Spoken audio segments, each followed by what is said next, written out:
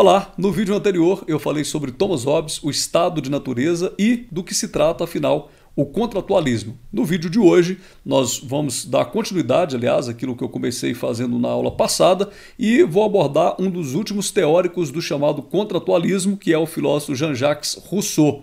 Ele viveu no ano de 1712 até 1778 e foi um destacado filósofo social e escritor suíço de língua francesa, que aliás passou boa parte da sua vida na França.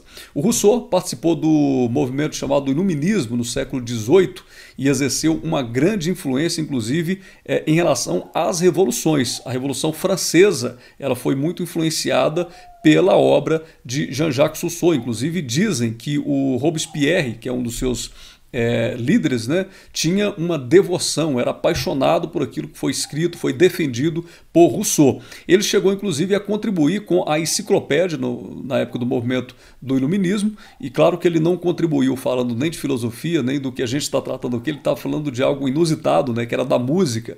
Para quem não sabe, Rousseau, durante um período na sua vida, ele até tentou também ser professor de música, acabou não dando muito certo, e aí ele ficou mesmo com a filosofia e tentando entender como funcionava a sociedade, como se esse processo todo de organização da vida das pessoas aconteceu. E nesse vídeo agora a gente vai retomar então esse assunto do estado de natureza. Vocês lembram que no vídeo passado eu estava mostrando o que era o estado de natureza para o Thomas Hobbes. Estado de natureza é aquele momento anterior às leis, né, onde o homem vivia sem ter nenhum compromisso com nenhum tipo de organização civil. Nesse estado de natureza, para o Thomas Hobbes, o homem ele já nasceu com a predisposição ao mal. Vocês lembram daquela famosa frase? O homem é o lobo do próprio homem, ou seja, o homem estava em guerra o tempo todo no estado de natureza para Hobbes. Nessa perspectiva que a gente está falando aqui do Hobbes, ele basicamente encara o homem como alguém que não possui um instinto de sociabilidade e que olha para o seu semelhante como se cada semelhante seu fosse um concorrente que precisaria ser eliminado naquele estado de guerra. Pois bem, o Jean-Jacques Rousseau, ele também fala sobre o estado de natureza do homem, mas ele contraria aquilo que fora escrito por Hobbes, porque na perspectiva de Rousseau, o estado de natureza do homem não é um estado de guerra, é um estado de paz. O homem não nasceu completamente predisposto ao mal. Ao contrário, o homem nasceu livre, bom, mas o grande problema é que o homem nasce bom, mas a sociedade o corrompe no processo. Como vocês podem ver, tem até logo no início aqui do contrato social, né, não sei se está dando para vocês verem aí, o contrato social é uma das obras mais importantes de Jean-Jacques Rousseau e é uma crítica dura contra o absolutismo, contra o feudalismo. E logo no início aqui desse livro, ele já tem uma frase interessante, que ele diz assim: o homem nasceu livre, mas em toda parte se encontra sobre ferros. Acredita-se de tal modo senhor dos outros que não deixa de ser mais escravo que eles. Já no início do seu livro, ele mostra um pouco daquilo que eu estou falando, de que o homem nasceu bom, mas ao mesmo tempo ele é cercado de grandes forças que acabam levando ele a se transformar em algo mal e, de repente, corrompido durante todo esse processo. Mas é importante a gente entender que o estado de natureza, o estado que antecede as leis do homem na perspectiva de Rousseau é de paz. Ele, inclusive, vivia em paz com todos. Ele só queria simplesmente viver, se alimentar, comer, dormir, levar a sua vida na absoluta liberdade e tranquilidade. Essa transição desse estado para o estado civil, para quando o homem começa a se submeter e necessita submeter a um acordo coletivo, a um contrato, isso se deu em razão do momento em que o primeiro homem cercou um espaço de terras e diz: isso é meu. É aí que começou a surgir todo o problema. Inclusive, ele fala sobre isso no livro chamado A Origem da Desigualdade entre os Homens. E eu vou ler um trecho para você. O primeiro que, tendo cercado um terreno, se lembrou de dizer: isto é meu, e encontrou pessoas bastante simples para acreditar, esse foi o verdadeiro fundador da sociedade civil. Quantos crimes, guerras, assassinatos, misérias, horrores não teriam poupado ao gênero humano aquele que, arrancando as estacas ou tampando os buracos, tivesse gritado aos seus: livrai-vos de escutar esse impostor, estareis perdidos se esquecerdes que os frutos são de todos e a terra de ninguém.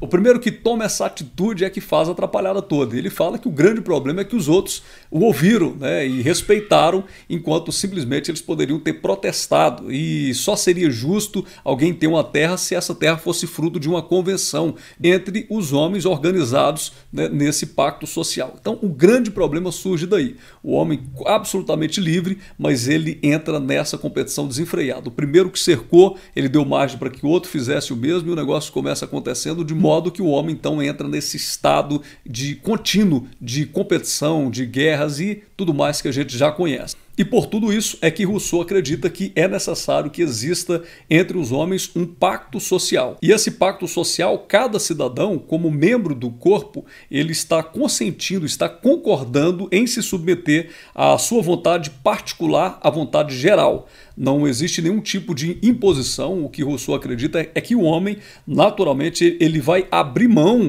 da sua vontade, concedendo ela à vontade geral, né? Ele vai concordar em submeter a sua vontade a esse acordo, a essa vontade geral, porque o homem ele é livre e não pode abrir mão totalmente dessa sua liberdade. Isso foi também defendido, a questão da liberdade foi amplamente defendida aqui também no livro Contrato Social, quando a gente encontra, inclusive, o Rousseau até em defesa dos escravos, né, e contra a escravidão. Já existiam muitos teóricos, muitos filósofos que diziam que algumas pessoas nasciam numa condição inferior. Muita gente defendia naquela época que tinha gente que nascia para ser escravo mesmo e tudo. E ele contesta isso e cita o seguinte, que os escravos eles perdem tudo em seus grilhões, inclusive o desejo de se livrarem deles. Eles gostam de sua servidão, como os companheiros de Ulisses apreciavam seu embrutecimento. Se, portanto, há escravos por natureza, é porque houve escravos contra a natureza. A força fez os primeiros escravos e a covardia os perpetuou. Ele sempre deixa claro que o homem não deve, em hipótese alguma, abrir mão da sua liberdade. Se o homem vai abrir mão da sua liberdade, não é para servir um soberano. Ele vai abrir mão simplesmente naquele momento em que ele tem que concordar que a sua vontade pertence a uma vontade geral, ou deve pertencer a uma vontade que é um consenso, de um resultado, de uma convenção entre os homens. Existe um pacto entre todos para que os negócios da vida fluam com mais facilidade, mais tranquilidade e um certo tipo também de proteção. E sobre os tipos de desigualdade, no livro A Desigualdade, a Origem da Desigualdade entre os Homens, Rousseau diz que existem dois tipos de desigualdade. Vou ler para você. Concebo na espécie humana duas espécies de desigualdade. Uma, que chamo de natural ou física, porque é estabelecida pela natureza e que consiste na diferença das idades, da saúde, das forças do corpo e das qualidades do espírito ou da alma. A outra que se pode chamar de desigualdade moral ou política, porque depende de uma espécie de convenção e que é estabelecida ou pelo menos autorizada pelo consentimento dos homens. Consiste essa nos diferentes privilégios que gozam alguns com prejuízo dos outros, como ser mais ricos, mais honrados, mais poderosos do que outros, ou mesmo fazerem-se obedecer por eles.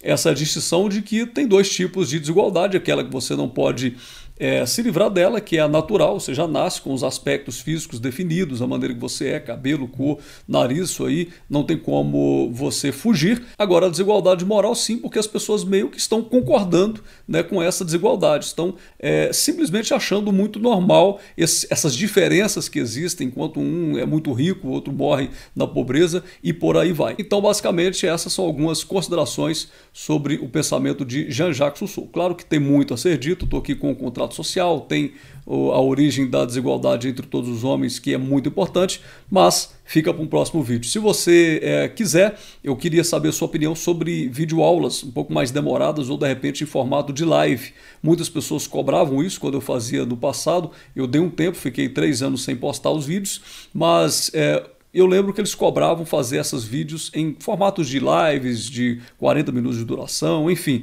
Se você achar que é interessante, comente aí, quero ouvir de todos, que nós podemos pensar em elaborar algo desse tipo para você. Por enquanto, o que eu estou fazendo são apenas resumos dos resumos, para que você possa entender de forma rápida, né, algumas perspectivas sobre filosofia. Aquele abraço, tchau, tchau.